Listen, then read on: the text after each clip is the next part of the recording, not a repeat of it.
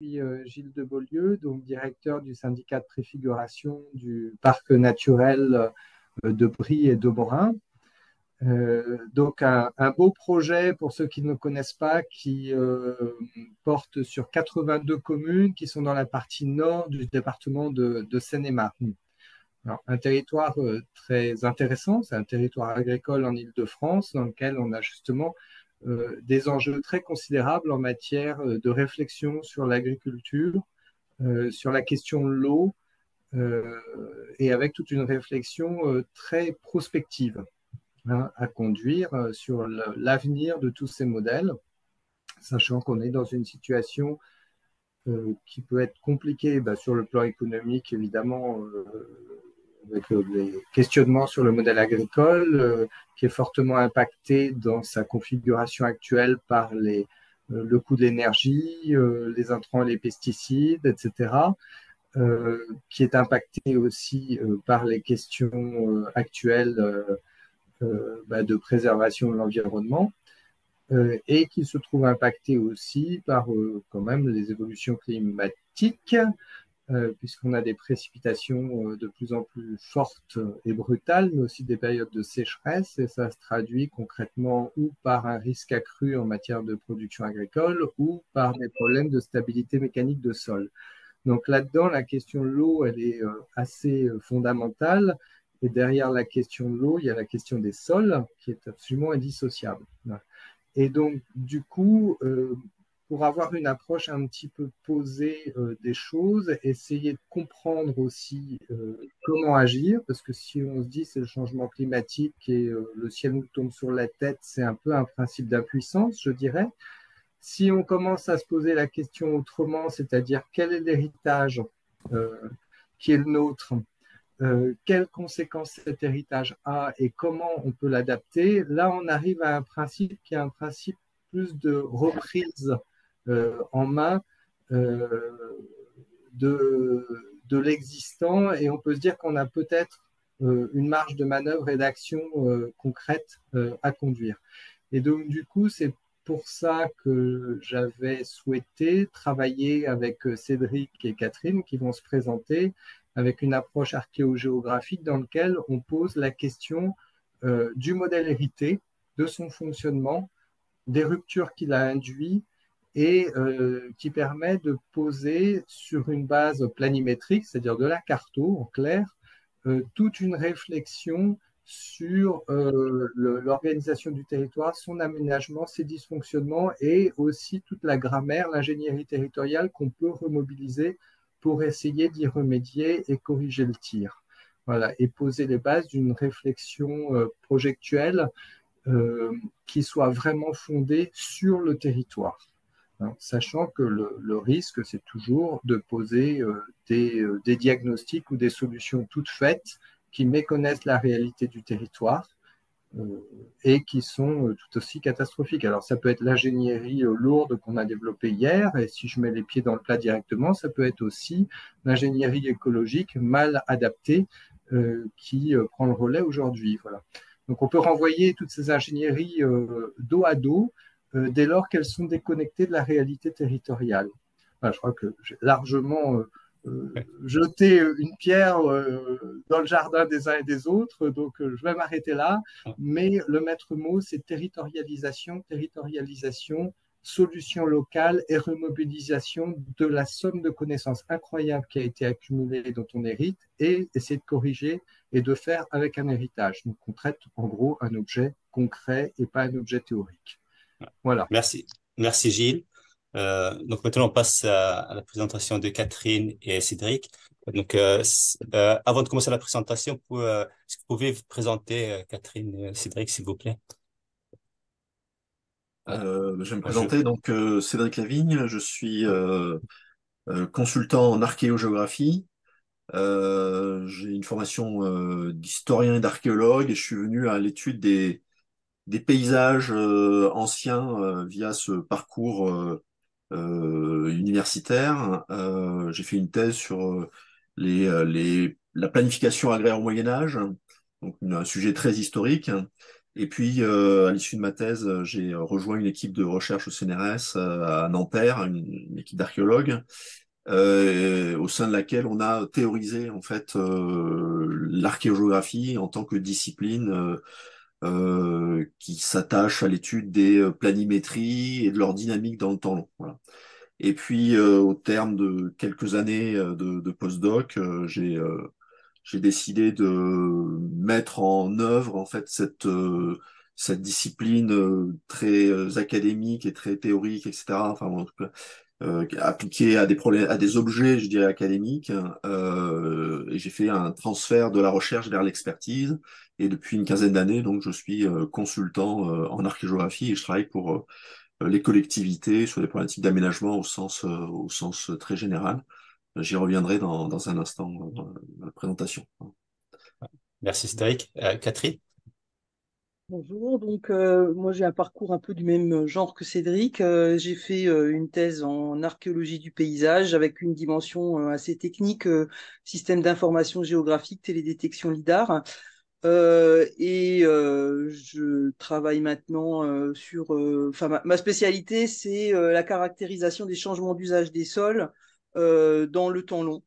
Donc, c'est assez diversifié. Je travaille sur différents objets paysagers et une partie de mon activité, c'est effectivement du conseil à des collectivités comme Cédric l'a décrit juste avant. Voilà. Merci. Donc, on peut commencer la présentation. Donc, je sais pas qui commence, si Cédric ou Catherine. Alors, j'ai la main, je peux partager mon écran? Oui, normalement.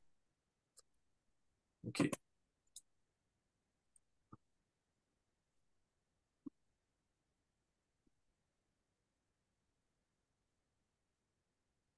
Ok.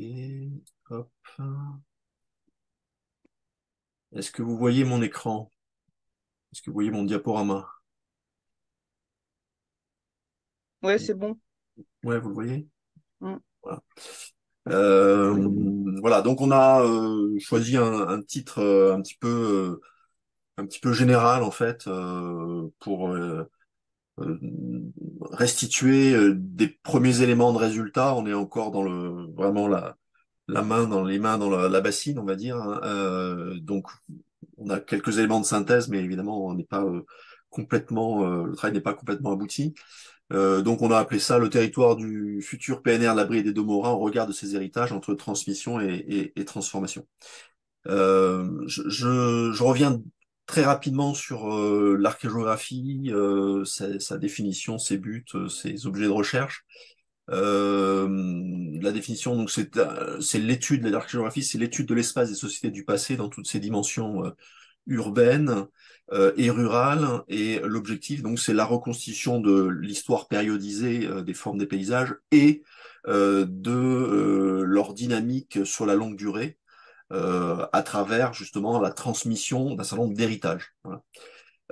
L'objet principal de la recherche, donc, c'est la planimétrie, c'est-à-dire le produit de toutes les actions des sociétés à la surface de la Terre qui produisent des formes, donc des routes, des parcelles, des réseaux de peuplement, des limites artificielles, hydrauliques ou de l'hydrographie transformée, contrôlée, de la morphologie urbaine, agraire. Voilà, tous ces objets-là, planimétriques, ce sont les objets de notre recherche, c'est notre pain quotidien. Et l'idée principale, c'est que les sociétés du passé ont aménagé leur espace et ce que ces aménagements qui ont été réalisés dans le passé sont pour une grande part ou une large part transmis dans le présent. Et à travers l'analyse des cartes, des plans, des photographies aériennes, il est possible de restituer, de mettre en évidence un certain nombre de réalités, d'objets qui sont relativement, qui ont une certaine durabilité dans le temps et dans l'espace, qui sont relativement résilients pour certains, et qui donnent à comprendre l'espace, ses dynamiques, renseignent le passé, le présent et orientent d'une certaine manière également le futur. Voilà. Alors très rapidement, l'archéogéographie, elle émerge donc d'une équipe de recherche au départ orientée vers la recherche des cadastres romains. c'est-à-dire des grandes centuriations qui sont documentées à la fois par des documents épigraphiques, hein, c'est-à-dire que c'est des grandes cadastres de formes très géométriques basés sur des carrés de 710 mètres de côté, notamment sur la plaine d'Orange, donc on a ces formae de marbre qui ont été conservés, et on a retrouvé donc tout ce travail d'analyse morphologique qui a permis d'identifier ces formes anciennes dans la planimétrie actuelle qui organise encore le présent des paysages en termes de morphologie. Voilà. Et donc ça a été un premier temps de la recherche dans les années 80-90.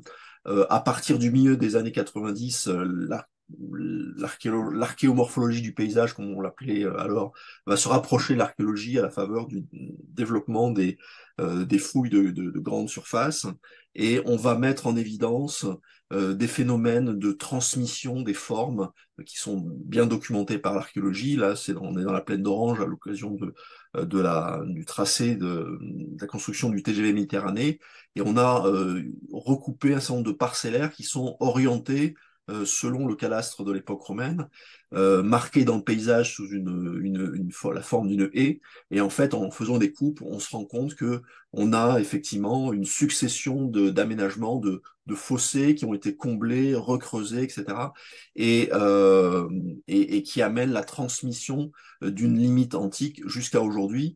Mais cette limite antique, elle est pas au niveau du sol actuel, elle est évidemment dans le substrat à 2 mètres de profondeur. Et donc, c'est les transformations incessantes de ces aménagements antiques qui ont permis la transmission de ces formes dans le temps jusqu'à aujourd'hui. Voilà. Et c'est un petit peu ça, cette idée de la transmission des formes qui va amener à questionner tout un ensemble d'objets géohistoriques qui sont hérités, voilà, de la géographie un peu de grand-papa, qu'on dirait, et on va poser la question d'une crise de ces objets et de la nécessité de les reformuler, de les recomposer pour poser des nouvelles problématiques qui sont plus en phase, effectivement, avec les avancées de la recherche. Voilà. Donc, en 2003, on a théorisé cette nouvelle discipline qu'on a appelée l'archéogéographie, et qui va donc produire énormément de résultats, voilà, d'ouvrages, etc., à la fois théoriques, pratiques, techniques, enfin, tout un ensemble de choses.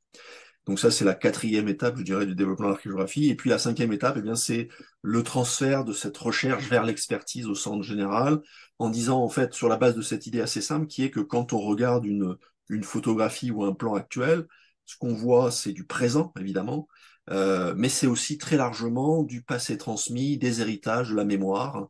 Et ces héritages, eh bien, ils constituent une chance, une potentialité, une contrainte, un risque ou un danger par rapport à des nouveaux projets. Et donc cette connaissance fine de ces dynamiques de longue durée, elles servent complètement la réflexion contemporaine, surtout aujourd'hui où on est sorti un petit peu de l'épistémologie de la table rase qui a guidé un petit peu l'aménagement au cours des 50 ou 60 dernières années.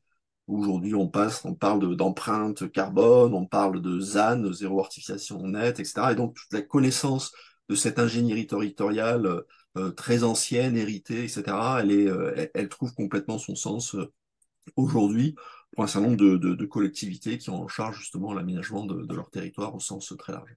Alors, c'est ce qui nous a amené à travailler avec Gilles dans le cadre de ce projet de PNR de la Bride et de Morin, avec 4 objectifs. C'est un petit peu les objectifs qu'on va retrouver chaque fois dans les expertises qu'on mène.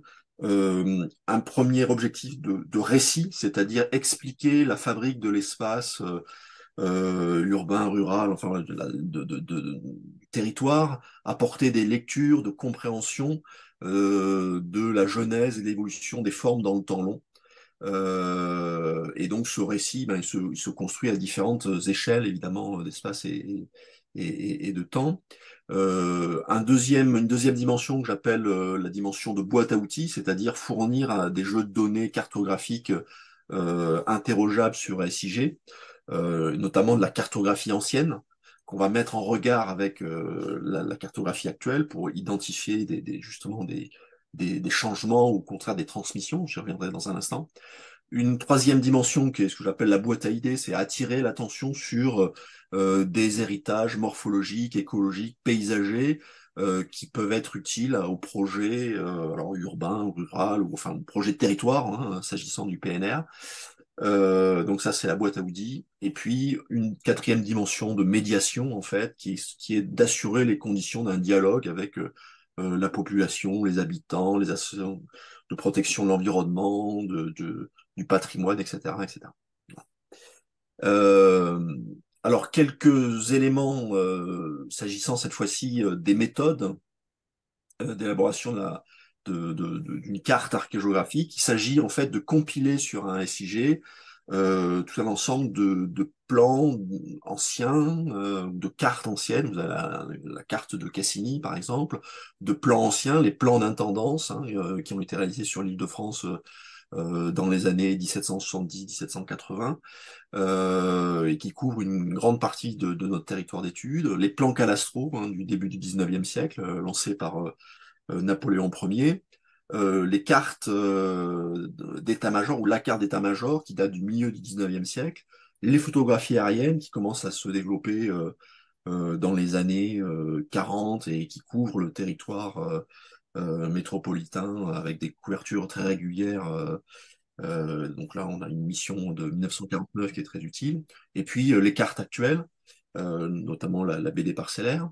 On a également évidemment l'ensemble des cartes natives qu'on peut trouver sur le site de l'IGN ou sur d'autres sites et qui vont voilà, documenter cet espace et nous permettre de le mettre en regard. Voilà. Les formes font alors ces cartes, hein, ou certaines de ces cartes vont faire l'objet d'un relevé des informations qu'elles figurent sous forme de vecteurs, cette fois-ci, non plus d'un format raster, comme ici donc la carte d'état-major qui a été entièrement vectorisée et qui permet, alors il manque un petit bout tout à fait au nord, mais qui permet voilà, d'identifier, je dirais, les natures d'usage, d'occupation du sol, qu'il s'agisse donc du bâti qui est figuré en rouge, des bois, des cours d'eau, des étangs, des jardins, des marais, des prairies humides, des terres, des vergers, des vignes, voilà, la voirie, les voies ferrées, etc. Donc cette cartographie permet voilà, de sélectionner certains usages ou certains objets. On peut décider de faire apparaître uniquement les bois ou uniquement les prairies, etc., etc. Et va permettre de mettre en regard cet état d'occupation du sol, par exemple au milieu du 19e siècle, avec ce même état d'occupation du sol à la fin du 18e siècle, qui a été réalisé donc à partir des cartes d'intendance dont je vous parlais tout à l'heure.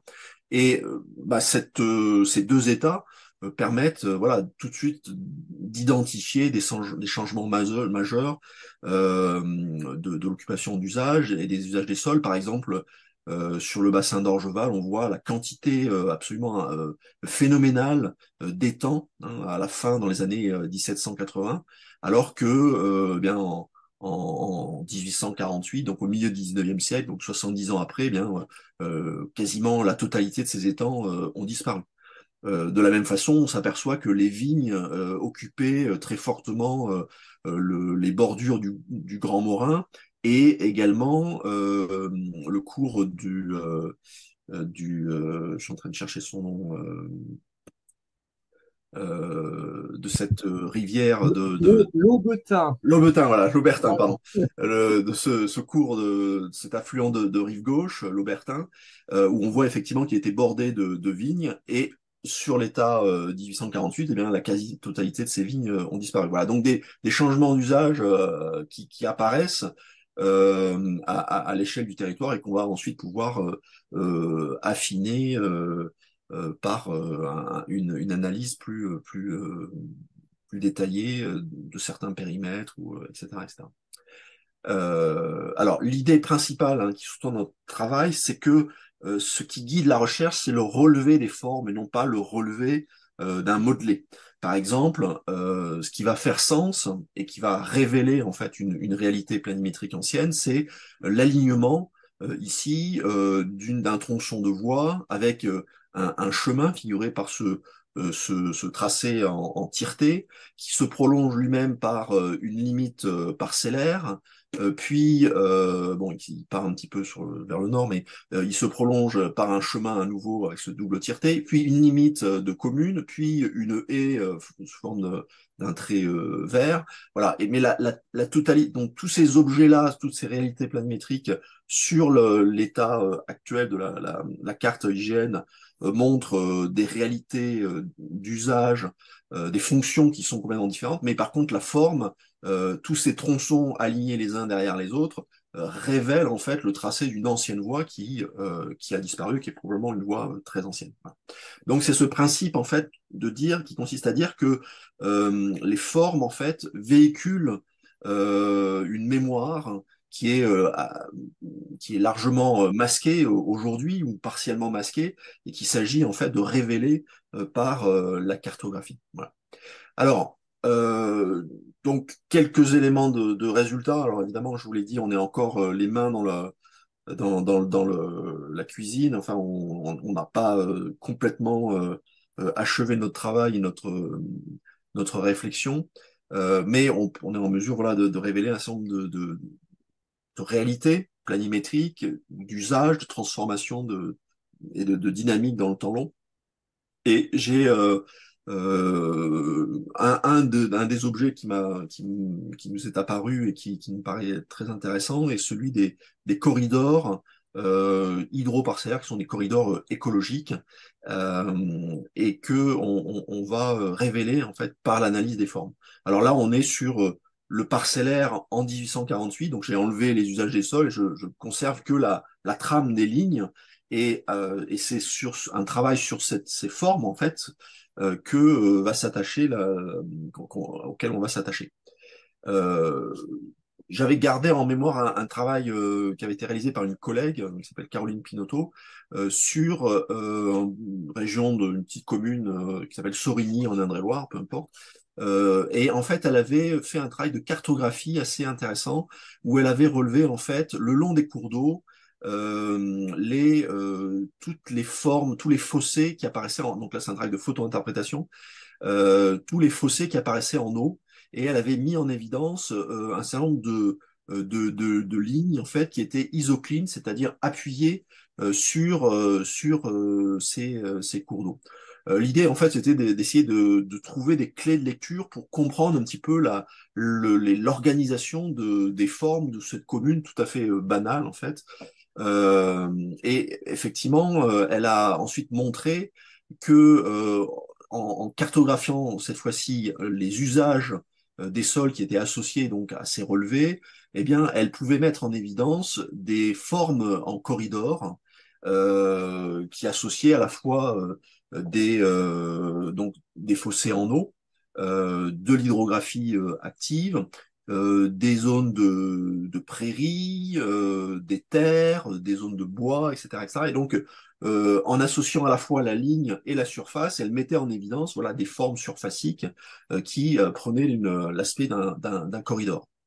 Alors voilà, elle a ensuite enrichi son travail et en regardant les cartes d'état-major, elle s'est rendue compte qu'effectivement, eh bien, les cartographes du 19e siècle avaient réalisé déjà un petit peu ce type de travail et mis en évidence par l'association des prairies, des pâtures, des bois, etc., par la carte donc des formes en corridor.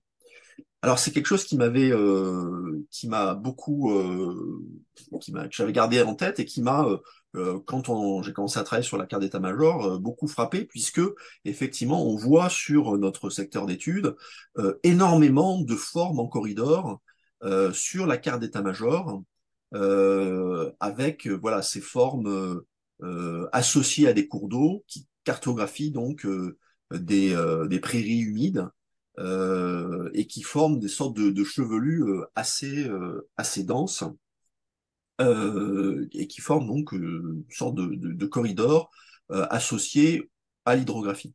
Quand on regarde la photographie aérienne qui est à droite, Elle date de 1949, donc on est un siècle après la carte d'état-major qui est à gauche. On s'aperçoit que on retrouve, on identifie certains de ces corridors. Par exemple, ici à droite, on voit bien une association de formes surfaciques qui sont constituées de parcelles de prairies, de bois, etc. Et donc, alors certaines sont plus ou moins, enfin, sont en cours de transformation, mais ces formes en corridor, on les identifie encore sur l'état sur les photographies aériennes des années 50. La carte, euh, alors attendez, je cherche pourquoi ça marche pas.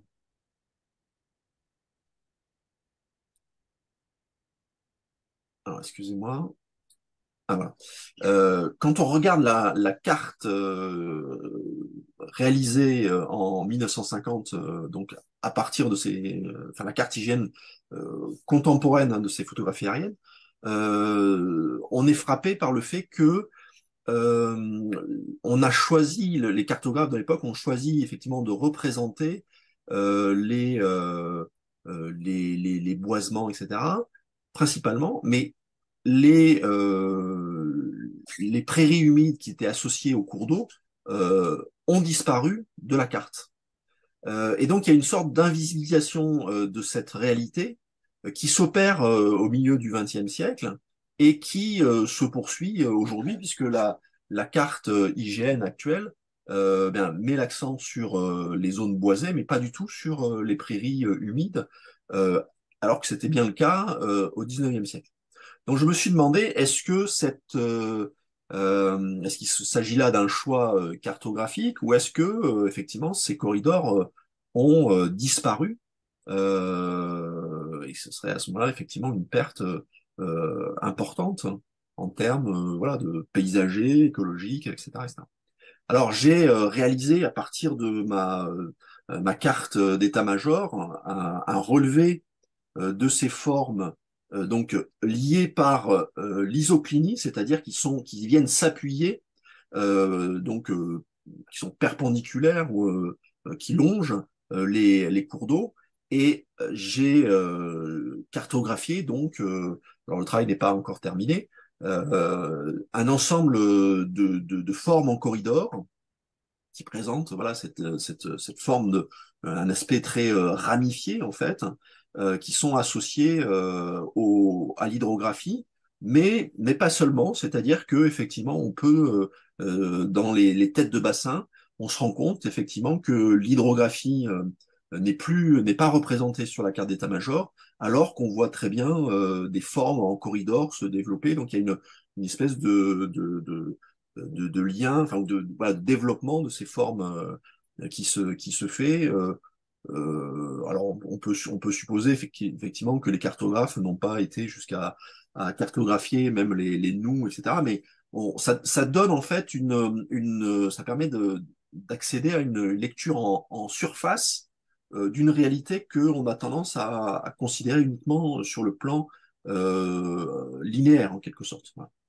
Alors, j'ai fait également un travail sur les usages des sols, et on s'aperçoit effectivement que ces corridors sont constitués pour une grande partie par des prairies humides, mais également par des terres, quelques bois, du bâti qui est inséré parfois à l'intérieur de ces corridors, et qui forme donc un objet assez hybride, à la fois constitué à la fois de d'eau, mais de culture, de bâti, qui est un objet qui est à la fois naturel, mais également anthropique, et qui occupe et structure très fortement le territoire.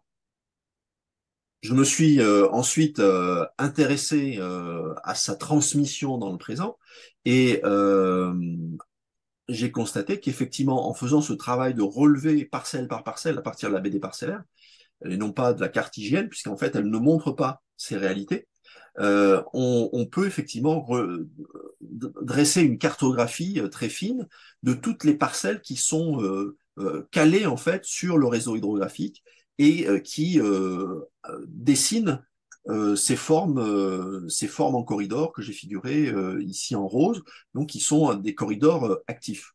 De la même façon, j'ai montré, alors encore une fois, le relevé n'est pas terminé, que dans un certain nombre de cas, des corridors anciens qu'on pouvait identifier sur les photographies aériennes des années 50 ont aujourd'hui disparu, de sorte que, en raison du remembrement, donc on a effacé par le remembrement ces réalités planimétriques, écologiques anciennes qui étaient des éléments structurants du paysage d'autrefois. Voilà.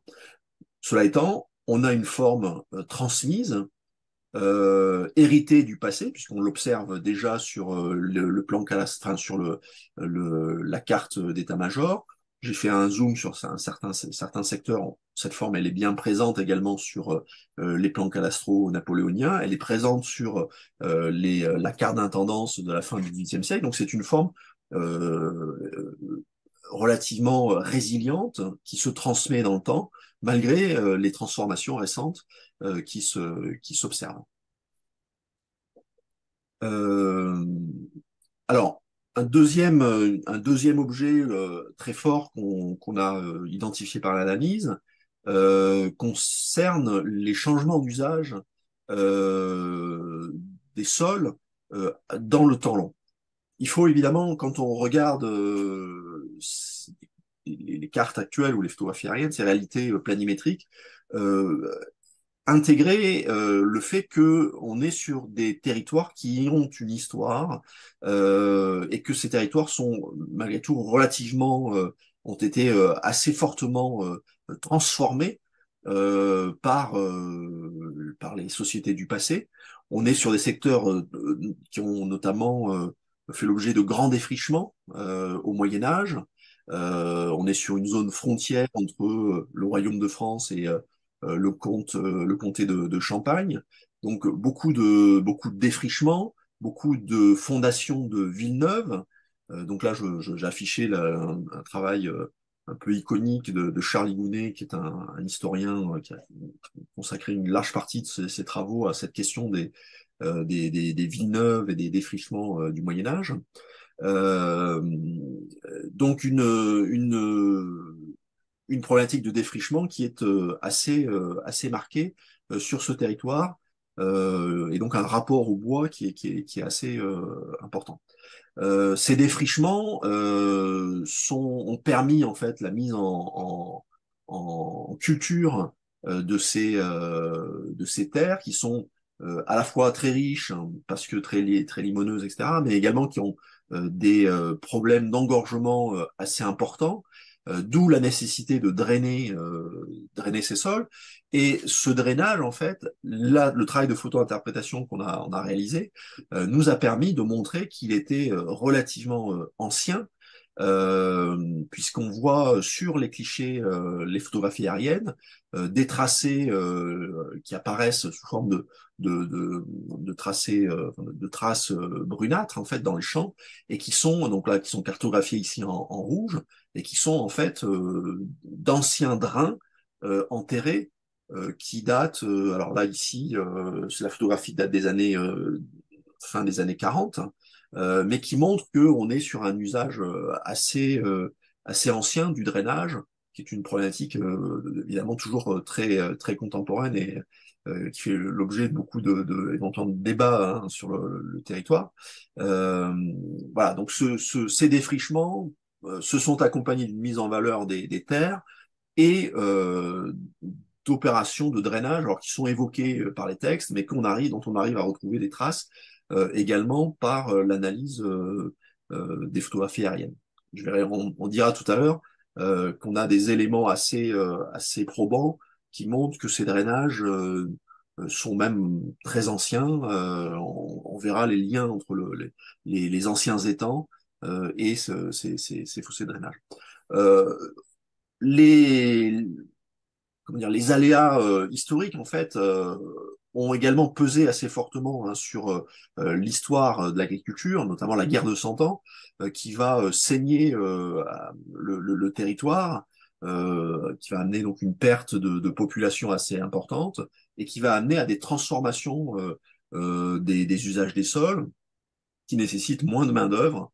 Et donc, c'est notamment le développement à la fin du Moyen Âge, 14e, 15e siècle, de l'élevage, notamment de l'élevage du mouton, avec une figure là aussi un petit peu iconique, hein, qui est Jean de Brie, hein, donc avec cette illustration du 15e siècle qui montre Jean de Brie qui offre son traité de bergerie au roi Charles V, voilà, qui traduit en fait ces changements d'usage. Il y a moins de population, il faut s'adapter, transformer un petit peu les usages des sols. Et l'élevage du mouton va devenir un débouché assez important, de même que la vigne, qui nécessite moins de main-d'œuvre par rapport au labour, et qui va se développer également à cette époque. Et puis, ce territoire, il est également marqué en fait surtout marqué en fait par enfin, c'est un véritable grenier à grains, hein, de Paris, et qui va développer donc énormément de productions qui vont pouvoir s'échanger, se vendre sur le marché parisien, et qui donc amène en fait un développement très important de la grande culture sur ce territoire, et dans le même temps un appauvrissement de la petite paysannerie qui va avoir tendance à disparaître, en fait. Alors, grande céréaliculture qui amène dès la fin du XVIIIe siècle à des réflexions des agronomes, hein. On est en plein dans le mouvement des physiocrates, hein, qui considère que la richesse d'un pays, c'est la terre en fait, hein, c'est l'élevage et l'agriculture. Et en Île-de-France, on a dès cette époque-là des relevés de plans qui sont réalisés donc par l'intendant Berthier de Sauvigny, qui permettent de dresser une cartographie très fine, hein, de ce territoire, et qui nous documentent pour la fin du XVIIIe siècle, ce qui est assez unique en France, les usages des sols dès cette époque-là. Je l'ai évoqué tout à l'heure. On a donc à partir de ce document-là et de tous les documents qu'on va pouvoir mobiliser, des éléments pour parler de l'usage des sols et de leur évolution au cours des 300 dernières années, on va dire, ce qui est riche d'informations. Et c'est Catherine qui va maintenant vous en parler. Je vais reprendre la main sur le partage d'écran pour avoir la Ah oui, souris, pardon, ouais. s'il te plaît. Vas-y. Merci.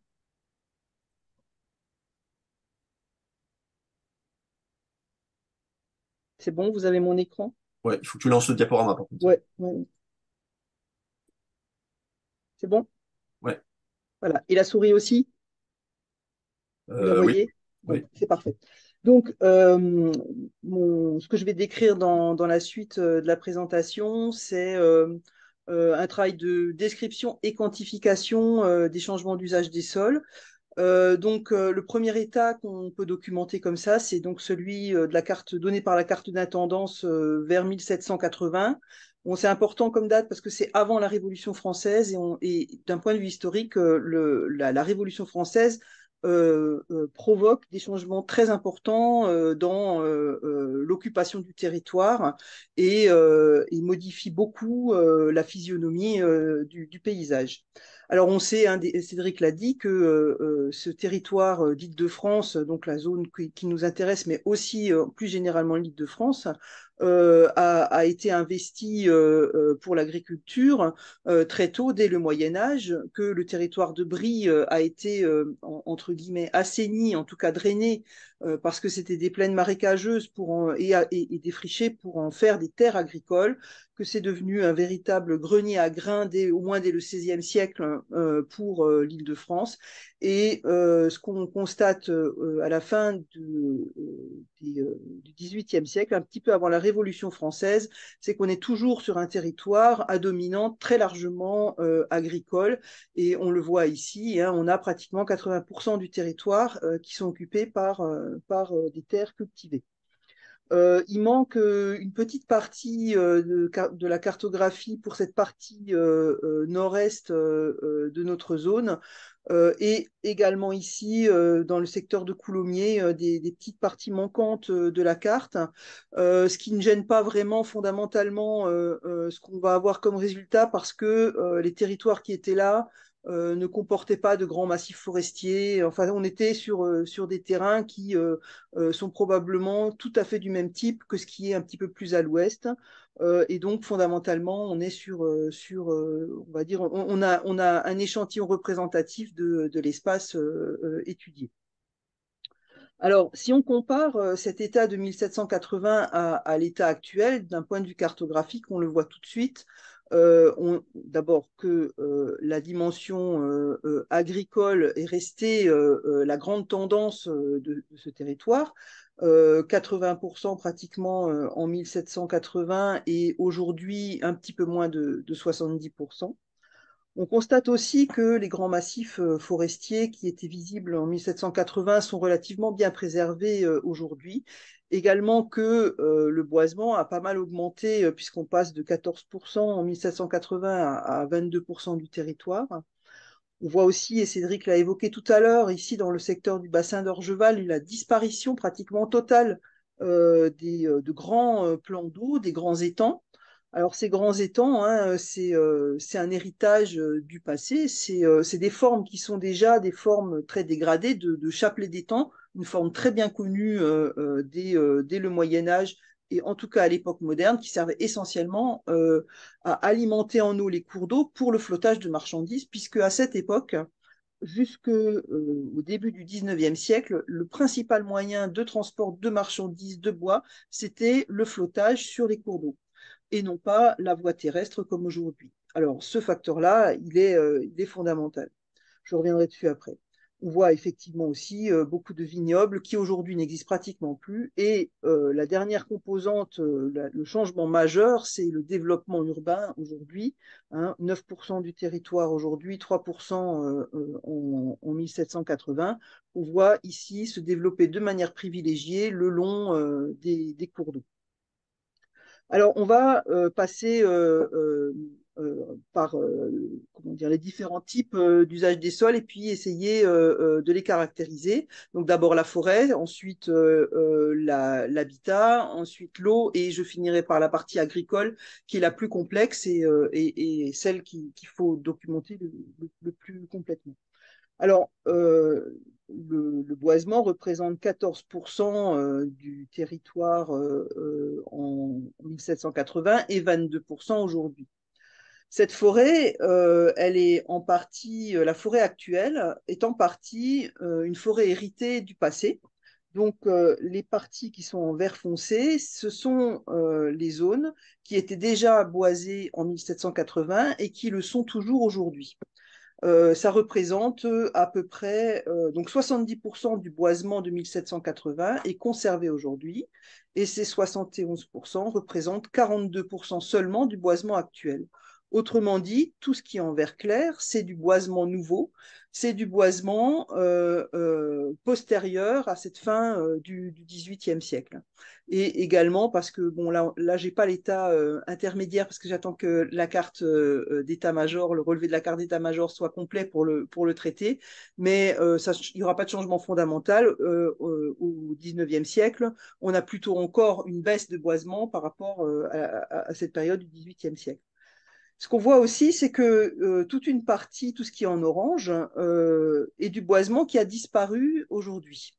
On ne retrouve pas. Alors, ça concerne une partie du bassin d'Orgeval, c'est des défrichements, hein, tout simplement, pour une valorisation agricole. Ça concerne aussi beaucoup de petits bois, bosquets dans la partie est de ce territoire et qui pourtant aujourd'hui sont encore assez fortement boisés. Alors ça signale une mobilité du boisement, c'est-à-dire que on a des phases de défrichement de bosquets qui sont mis en culture et un réenfrichement ailleurs qui redevient des massifs boisés, donc une mobilité du boisement.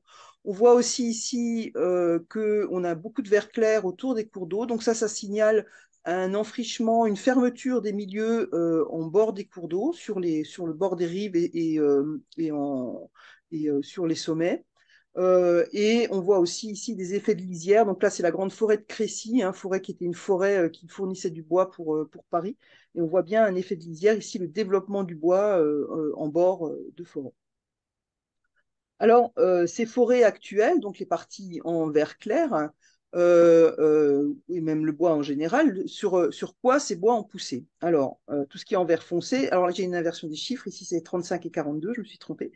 42% de la forêt actuelle, c'est de la forêt ancienne, la forêt héritée. Et la forêt actuelle, elle est principalement prise sur des terres agricoles, un petit peu de vignes et un petit peu de prairies. Voilà, et aussi sur d'anciennes zones en eau. Donc on voit que aujourd'hui, le milieu forestier de cette zone d'étude est très très loin d'être un boisement de toujours, hein. C'est vraiment, on voit bien cette mobilité du paysage. Si on passe maintenant au paysage bâti, on a 3% paysage de bâti en 1780 et 9% aujourd'hui.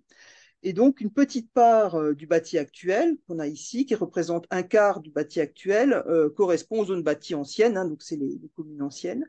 Et tout le reste, hein, est très très peu pris sur du bois, mais beaucoup pris sur des terres agricoles. 41% du bâti actuel, c'est la conquête de terres agricoles. 15% d'anciennes prairies et 11% d'anciennes vignes. Voilà. Donc ça, évidemment, ça reflète le fait que le bâti s'est développé de manière privilégiée sur les bords autour des cours d'eau, zone qui était l'emplacement privilégié du vignoble et des prairies, ce qui fait cet impact important sur la baisse des sols en pré et en vigne. Alors pour l'eau, donc Cédric l'a évoqué, on voit ici une quantité très importante d'anciens étangs. Donc c'est des structures qui sont vraiment de grande taille, hein. Ici il y a l'échelle, hein, ça dépasse le kilomètre, hein. Et on a là des formes typiques, hein, des chapelets. Là on voit, et c'est des chapelets déjà dégradés, c'est-à-dire que vraisemblablement c'est des étangs qui se sont réunis à force d'accueillir de l'eau, hein, par drainage ancien et qui ont fini par former des très très grandes masses d'eau.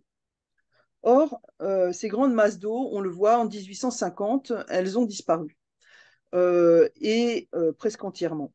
Alors, ceci, ça a une raison historique. Les étangs étaient des structures sous l'Ancien Régime, donc avant la Révolution française, qui était vraiment le symbole de la richesse, de la noblesse et des religieux. Donc ça a été complètement effacé après la Révolution française pour des raisons idéologiques. On a supprimé les étangs, on les a mis en culture.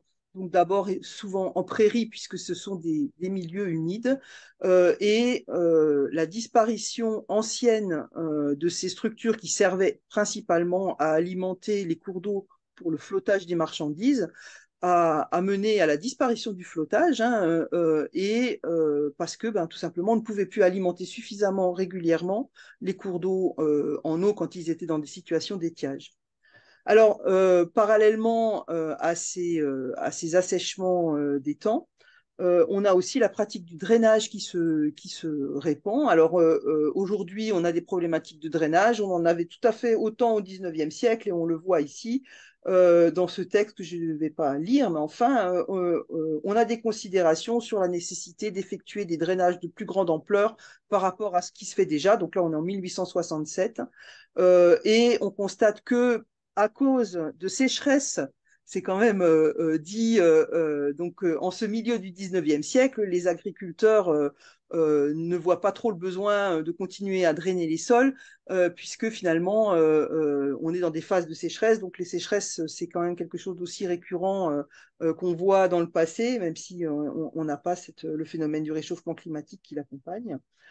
Et on voit aussi que ces drainages coûtent très cher et qu'il y a une concurrence entre la nécessité de les faire et les moyens qu'on peut y allouer. Alors, ces drainages, donc Cédric l'a dit, hein, on les constate ici en 1949.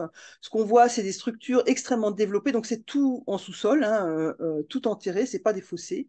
Et on voit bien que ça occupe une partie importante du territoire sous forme de linéaires parallèles. Et donc à l'époque, c'était essentiellement des tuyaux en céramique qui couvrait beaucoup le sous-sol. Et on constate, voilà, les étangs du XVIIIe siècle, que ces terres qui sont maintenant agricoles étaient des étangs au XVIIIe siècle, que les drainages sont relativement bien complémentaires avec ces formes en étang. Et que très vraisemblablement, parce que ça couvre bien plus que les surfaces qui sont données, qui sont comptées au XIXe siècle, on a là ici le résultat de pratiques qui s'accumulent sur des siècles d'entretien, de nouveaux drainages, etc., qui finalement sont hérités jusqu'à aujourd'hui, bien qu'aujourd'hui on ait des pratiques beaucoup plus des grands collecteurs. Enfin, on a complètement modifié les choses. Alors, on va maintenant passer à l'évolution des sols agricoles. Alors là-dessus, il y aura une partie des résultats qui va concerner l'intégralité de la Seine-et-Marne parce qu'on n'a pas de chiffres anciens pour uniquement la zone d'études, et une partie des chiffres, la période 1970-2020, qui va pouvoir concerner uniquement notre zone d'études. Alors, on le voit hein, avec la dominante rouge de cette carte, c'est une terre à blé.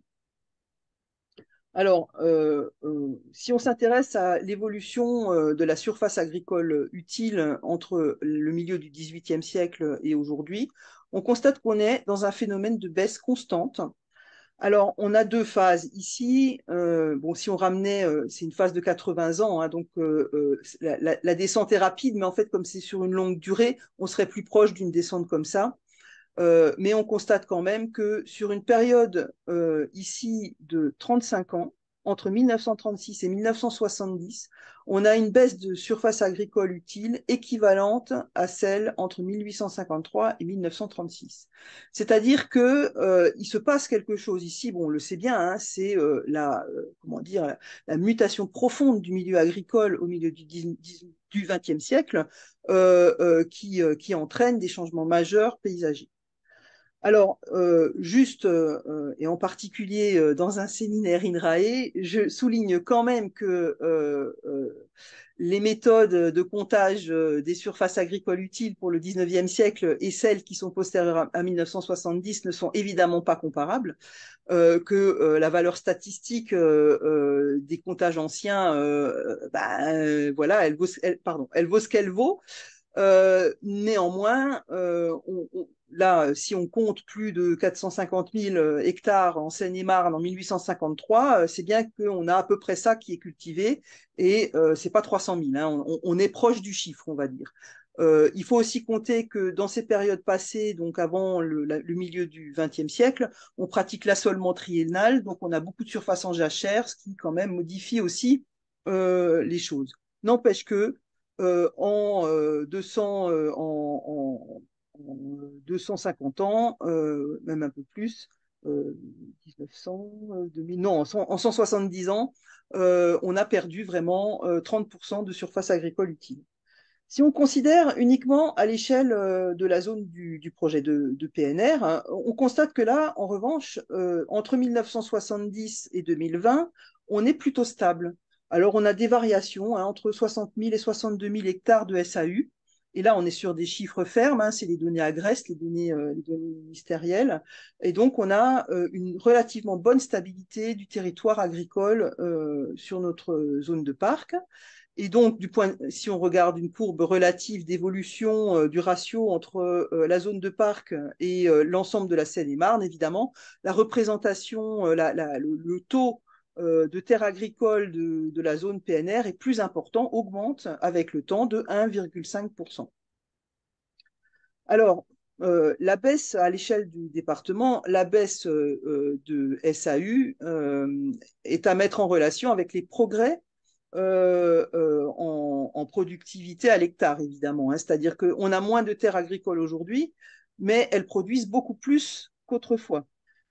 Ici, une comparaison entre la productivité à l'hectare en 1936 et en 2018. On le voit, par exemple, la pomme de terre produit pratiquement 3 fois plus qu'en 1936. Le froment, le blé tendre, pareil, hein, c'est des augmentations très importantes. Et en production en brute, on produit plus de 3 fois plus de blé tendre en Seine-et-Marne qu'on en produisait en 1936, etc. Donc, je ne vais pas insister. Là, c'est aussi impressionnant de voir l'augmentation de production de la betterave industrielle. En revanche, certaines cultures ont quasiment disparu, comme l'avoine, la betterave fourragère.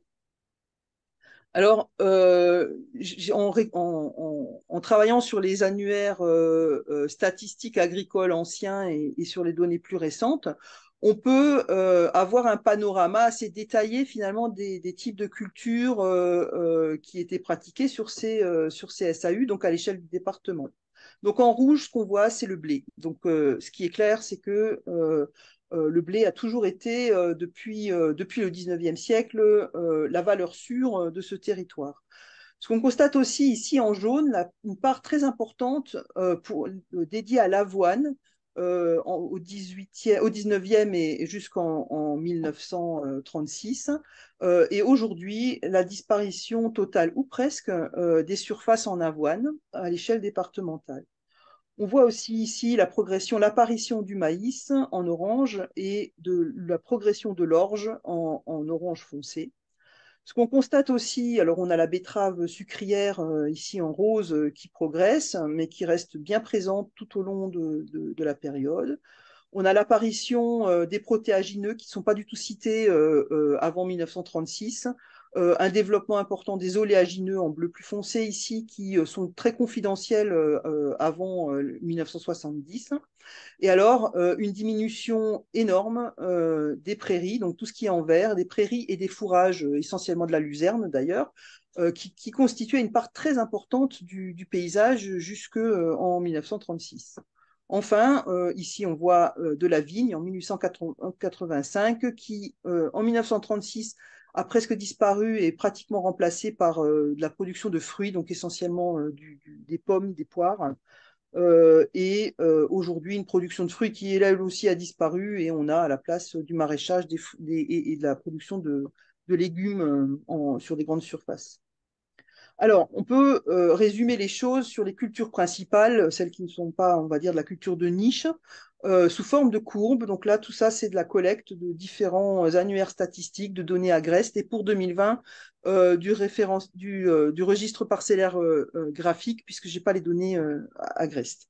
Donc, ce qu'on constate à toute période, c'est la dominance du blé tendre, qui ne se dément jamais. Donc en surface, hein, pas en production en quintot, mais en surface agricole utile.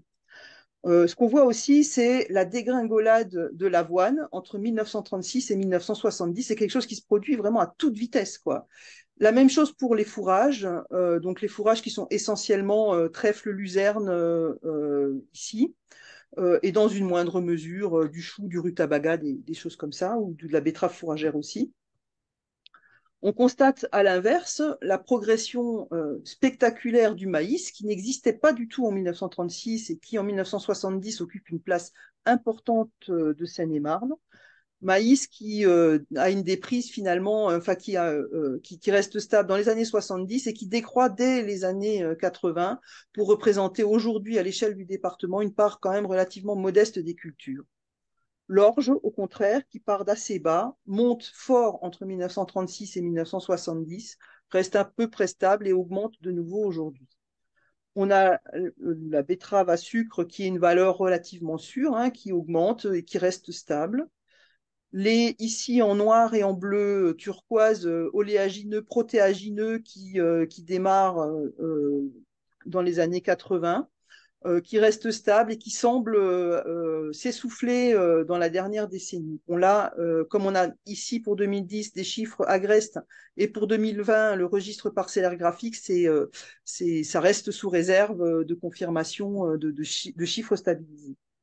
On voit aussi la baisse des prairies permanentes, surface toujours en herbe, ici relativement élevée, qui baisse tranquillement jusqu'à atteindre une valeur relativement basse à partir des années 80.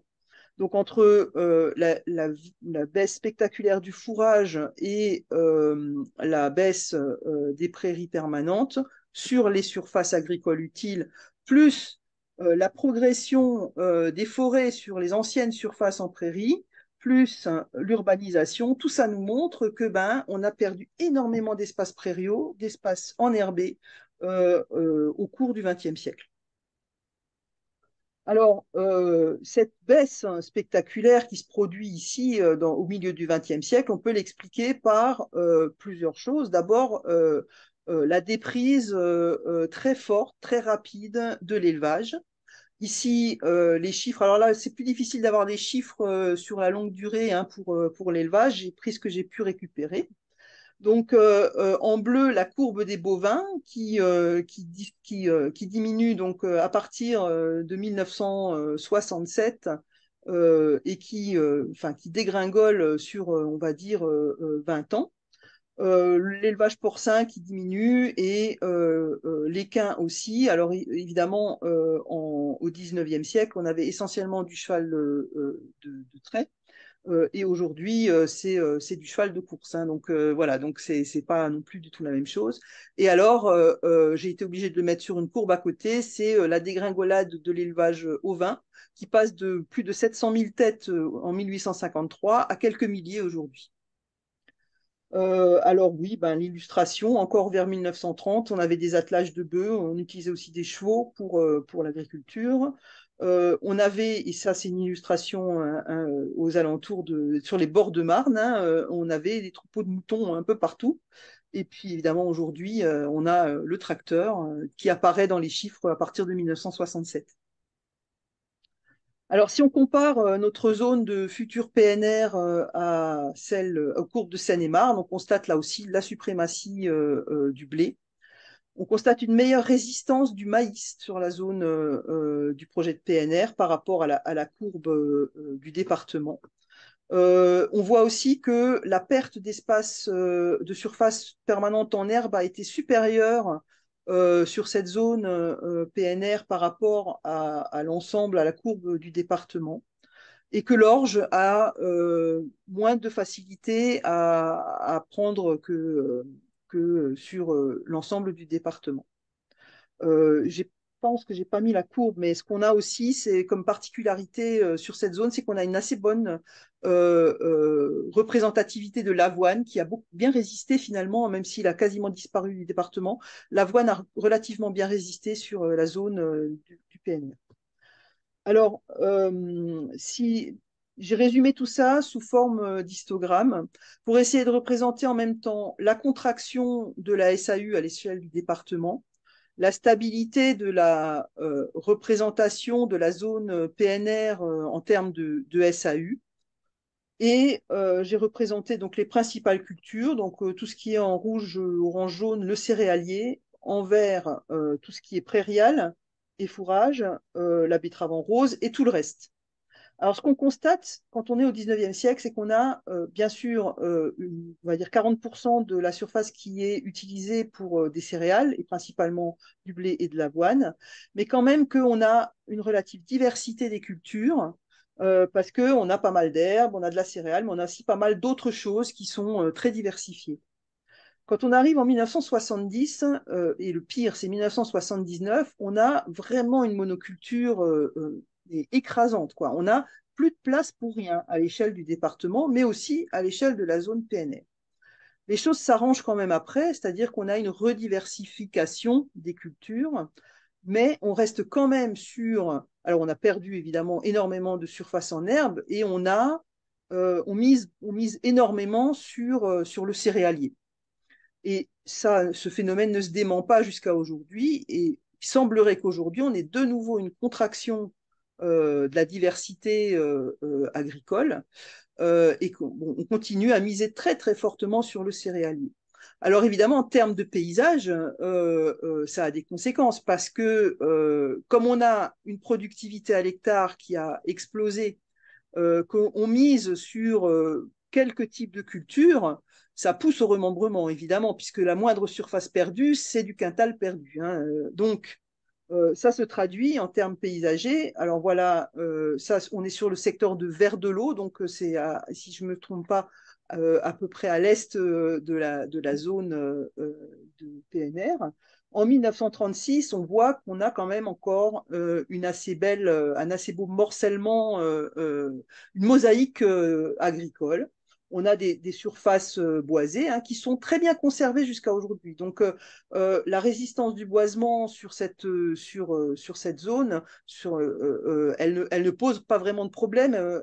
Les bois se préservent bien. L'habitat aussi, hein, le village, il est là, il grandit pas énormément, hein, les fermes sont toujours là, ça reste assez stable à ce niveau-là. En revanche, alors qu'on a par exemple ici typiquement un paysage de planches de culture, la mosaïque par excellence, on a déjà dès 1949, on a une perte assez importante de ce mosaïquage, ce qui signale que sur la Seine-et-Marne en général, je pense, mais sur la zone qui nous intéresse, le remembrement des parcelles, il intervient très tôt. Il intervient dès l'après-guerre et même peut-être, je ne sais pas s'il intervient avant la Deuxième Guerre mondiale, mais enfin dès les années 40. Et on constate aussi, parce que là on le voit bien, qu'il y a très très peu de haies. C'est pas du tout un paysage de haies. On n'a pas du tout de paysage bocagé. C'est vraiment un paysage très très ouvert. Bon là on est sur un plateau. En 2003, on le constate, et on peut le comparer avec 1936, la mosaïque paysagère a vraiment est très très érodée, hein. On est vraiment sur de très grandes parcelles. Vraiment, on pousse vers la monoculture. Et en 2020, donc on le voit, on est toujours sur le même type de paysage euh, très remembré, hein, voilà. Et voilà la superposition avec le RPG, hein, en rouge le blé, voilà, le maïs en orange. Donc là c'est au printemps, donc on n'a pas encore le maïs, hein. Et on a très très peu les surfaces enherbées, c'est ça c'est les fourrages qui sont ici, le vert clair. Il y a très très peu de prairies, hein, en fait. Voilà, puis ici de l'oléagineux, là du protéagineux qui sera planté. Voilà les paysages qui ressortent aujourd'hui. On voit les effets en fait de la contraction de la variété agricole. Voilà, alors, ben voilà, c'est bon, j'ai terminé. On n'a pas vraiment